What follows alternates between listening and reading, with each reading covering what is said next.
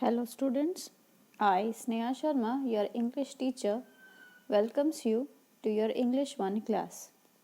Today we will be starting chapter 22, that is punctuation. So what are punctuation? So we will come to know about what are punctuation in this chapter, but before we have to read this conversation given here. So you see, can you show me an office bag? Question mark. Here, sir, comma, this is a nice bag, full stop. It will suit your personality, full stop. What is the price? This bag costs 4,000 rupees, sir. So, where comma and full stop is also given. Oh no! Exclamation mark. It is far too costly! Exclamation mark.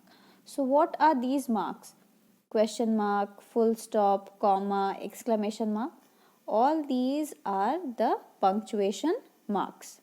Okay, all these marks are called punctuation marks. So, there are capital letters, full stops, question marks, exclamation mark and commas in the above sentences. These are called punctuations. Okay, so a punctuation marks are signs that are used in writing to make the meaning of a sentence clear. So to make any sentence more clear, more understandable, punctuation marks are used. Okay, so if there is no capital letter used in the sentence, then we will not be able to understand if it is a proper sentence or it is a proper noun or anything like that. Okay, similarly, if there is no full stop in the sentence, then we will not be able to understand is the sentence ending or is it continuing. Similarly, if there is no question mark, then we will not be able to understand is the sentence a question or a statement. Similarly, exclamation marks are used to express the emotions. Okay, the sadness, the pain we use those things in exclamatory sentences. We use exclamation marks. Similarly, commas. We use comma to express when we are talking of more people, then we used to use comma to separate between them. Okay, so these are some punctuation marks that we are going to study in this chapter. Now the first is capital letters. Okay, so you have learned the use of capital letters. You know that we use a capital letter for the first letter of the first word in a sentence. So at the beginning of the sentence, the first word that we use is always capital in a sentence. For example, mother will cook dinner for us. So you see, M is capital. The kitten looked around for its mother. Again, T capital. So this was something basic. Now some more details about capital letters. Let us learn the use of capital letters in detail. So first one is we use the capital letter for the names of people, places and building. So for the names of any people, place and building, that is proper nouns, we use capital letter. So you see, Ashim and Raman live in Patna. So Ashim is a name. Similarly, Raman is also a name and Patna is also name of a place. Vivek went to see the Red Fort. So Vivek is the name of a person and Red Fort is the name of a building. So you see, we have used capital letters to express the name of people, places and buildings. We begin the days of the week and months of the year with capital letters. So for days of week and months of year also we use capital letter. This Friday we shall go to a party. So Friday is the day, so F capital.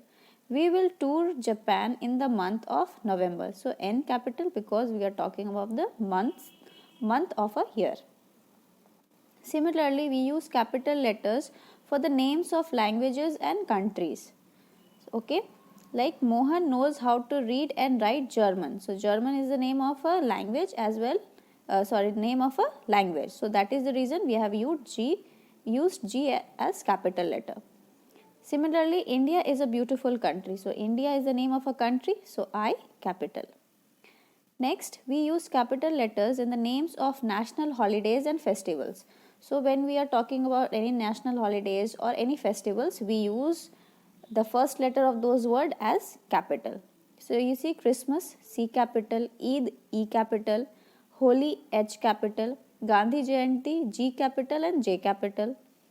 Diwali, D capital. Republic Day, R and D capital. Okay. Next we use capital letters for titles before names. So if we are providing any title, Mr. Sir, or Doctor, we use capital letter. For you see Dr. Amit Trivedi, so Dr. D capital. Mr. Junaid Ansari, so M capital. Next we use capital letters for the initials of someone's name. So if we are writing in the short form or in initial form, then also these are in capital letters. You see R.S. Gupta, so R and S capital. J.K. Rowling, so J and K capital, because these are the initials of someone's name. Next, the pronoun I is always written as capital letter. So if the pronoun I is used in a sentence, be it in the beginning or in the middle of any sentence, I is always capital. So you see I play in the park. I is capital letter. My father and I like to drink lemonade. So I capital. So you see I is used in the middle of a sentence, still it is capital. Next we use capital letters for the words derived from proper nouns. Okay, from proper nouns, whatever the words they have derived from those proper nouns or specific words, we again use capital letter for that. So you see he is a Russian, so R capital, because Russian comes from Russia and Russia is a proper noun, it is a country. Okay, this is the name of a place. I love Swiss chocolates, so the word Swiss comes from Switzerland. Okay, again S capital. Next we use capital letters for the most important words in the titles of books, films, newspapers and magazines. So if any important, or you can say most important words which we want to talk about, be it the title of the book or film, again the first letter of that words are capital. First letter of those words are capital. So you see, have you read Alice in Wonderland? So Alice in Wonderland is the name of a book. So Alice A capital and Wonderland W capital. Next example, last week we saw the film Snow White and the Seven Dwarfs. Again you see the title of the film, Snow White, S capital, W capital, again S capital and D capital. Father read the Times of India every morning. So again this is the name of a newspaper. So T capital for Times and I capital for India. Do you have a copy of this month's Reader's Digest? Again this is the name of a magazine. So that is the reason Readers R capital and Digests D capital. Okay, so this was for the capital letters. So now here we have full stop. So we put a full stop at the end of all assertive sentences. As we have done about sentences, we came to know assertive sentences make statements. So at the end of any statement, we put full stop. Like, I like watching birds in my garden. So this is a simple statement. So full stop at the end. Similarly, Lucy bakes delicious cakes. Again, this is a statement. So full stop. So full stop is always used at the end of an assertive sentences. Then question marks. We put a question mark at the end of a direct or an interrogative sentence. So if there is any direct question, then also we put question mark, or you can say an interrogative sentence. This again interrogative sentence we have done in the sentences chapter, that any interrogative sentence ends with a question mark. For example, where is my bag? So question mark. When does the bus leave? So again question mark. Okay.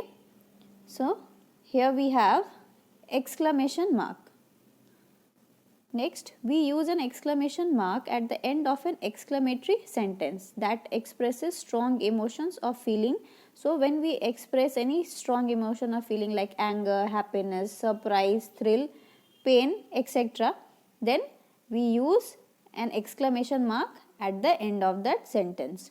See, for anger, don't you talk to me like that. Again, exclamation mark. For happiness, I am so glad. Okay, exclamation mark. Surprise, I just can't believe it. So again exclamation mark. Thrill, it was so exciting. Now for disgust, the taste was horrible. Again exclamation mark. Now pain, my leg hurts. So this is describing or expressing pain. So this was some expressions, and for those expressions or emotions we use exclamation mark. Next, we use an exclamation mark when we use certain words like hi, ouch, ah, oh, hey, wow or yippee. So these are interjections. These words are called interjections. Okay, and when we use these interjection, we always use an exclamation mark after those words. You see, ouch, over here exclamation mark, my ankle is hurting terribly. Yippee, we won the match. So here you see the use of exclamation mark with these interjections, and then for some emotions and feelings. So I am going to leave the chapter till here. Okay, I would request you to go through the explanation at least. Okay, so and in the next class we will be doing comma and the exercise of the chapter. Okay, so just go through the chapter. That was all for today's class. Thank you.